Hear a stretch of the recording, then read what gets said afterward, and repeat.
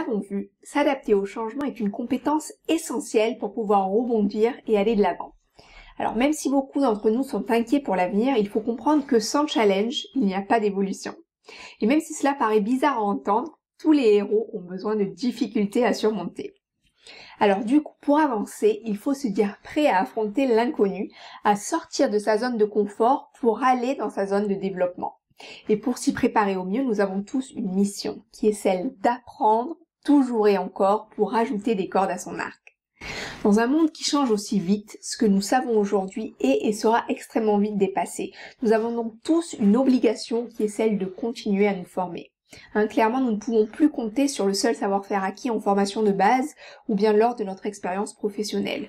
Nous devons réapprendre à apprendre, c'est-à-dire développer notre capacité à gérer notre propre apprentissage de façon proactive tout au long de notre vie.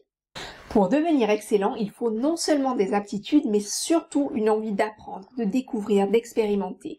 Bref, l'envie de vouloir se développer, de s'entraîner, car comme nous l'avons dit, la croissance exponentielle demande d'apprendre de manière exponentielle. À l'avenir, plus que jamais, il faudra miser sur les connaissances et la formation. L'éducation sera une voie sans cesse à développer et à explorer. Alors la bonne nouvelle, c'est que grâce aux moyens techniques, il n'a jamais été aussi facile d'accéder à la connaissance. Tout s'apprend ou presque, en tout cas si on décide de mettre l'énergie nécessaire et que l'on voit un réel intérêt à ce que l'on apprend. Apprendre veut aussi dire apprendre à faire des erreurs, puisque même si personne n'aime cela, ce ne sont ni plus ni moins que des étapes sur un chemin de réussite. Quand une personne comprend qu'il n'y a pas d'échec mais que des expériences, elle a des clés en main pour être sereine et heureuse. Et d'ailleurs, c'est la même chose pour les entreprises. Une entreprise qui se veut innovante devra forcément prendre des risques calculés qui feront partie d'une courbe d'apprentissage saine. Pour que votre vie professionnelle rime avec réussite, il faut que vous souhaitiez apprendre et vous développer en permanence. Car vous l'avez compris, le savoir et le savoir-être seront vos plus grands atouts. À la clé, moins de routine et d'ennui et plus de savoir et de compétences.